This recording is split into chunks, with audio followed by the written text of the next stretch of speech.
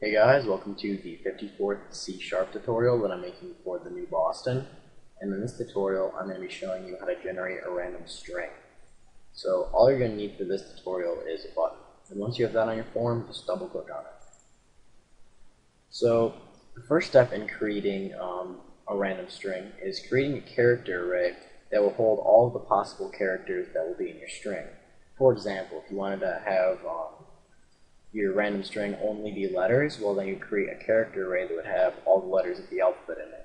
If you wanted numbers and letters, then you would just have a character array that will hold all of the letters and numbers. So to get started here, we're just going to create a character array, and we'll just call it letters since our random string will only have letters in it. And then we're going to set it equal to a string that will contain all the letters of the alphabet.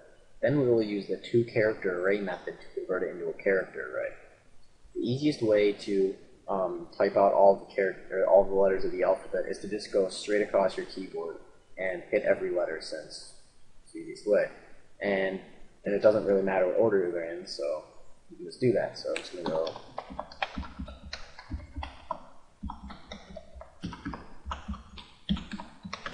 there. I just went right across my keyboard.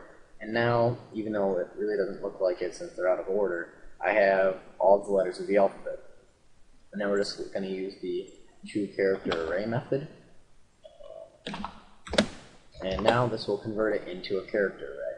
So now this letters character array has all the letters of the alphabet in it. Now obviously we're going to need to be using a random class here, so we're just going to do random.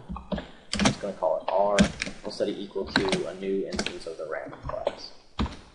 And basically what we're going to be doing is using this random class to generate a random number that will then be the index of the character array that we're going to be using. For example, if we generate a random number and then we get the character that is in that element, then we'll just end up with a random character. So if we were to go right here and just get a random character and display that in a message box, well, then we can do that. So we could do we'll just do letters, and then we'll use brackets to access an element in that array. And then we're going to do r.next to generate a random index. And then since there are 25 characters or 26 characters in the alphabet, we're going to set the minimum to be 0 and then the maximum to be 25.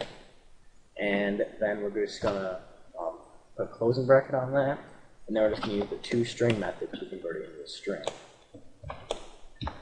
So basically what this will do here is it will generate a random number that will then be the index of this letters array.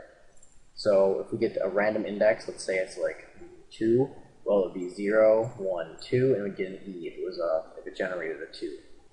So C, it just generates a random character.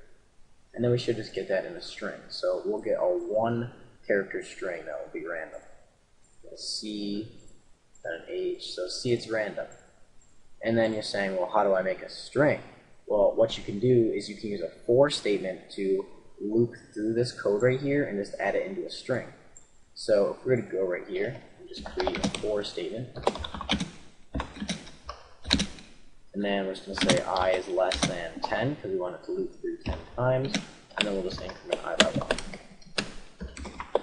Alright, so now what we're going to do is we're just going to create a string for it to add the random character to. So we're just going to do string, let's call it random string, set equal to an empty string. Alright, so now we'll do random string plus equals, so we'll be adding a character each time, and then we'll be doing letters, and then we'll just be getting a random character. So we'll just do r.next. Again, we'll do 0 and 25, so it'll just get any random one in here. Let's convert that into a string. So basically what this will do is it will loop through this code 10 times. So it will just be getting a random letter and then adding it to this string. Now we're just going to display it in a message box to make sure that it actually got a random string. So just random string. Alright, so now every time we click this button, we should get a 10 character long random string. Yep, and they're different each time. And if you wanted to add numbers to this, all you would have to do is just add all the numbers to this. And since we're adding 10 more characters, we're just going to add 10 to this. So we'll make this 35 instead of 25. And now we should get a random string with with letters and numbers. Yep, we got a 3 in there. Okay, again, 1, a 5, a 9, and an 8 in there. So, yep, that's pretty much it for this tutorial on generating a random string. So, see you guys.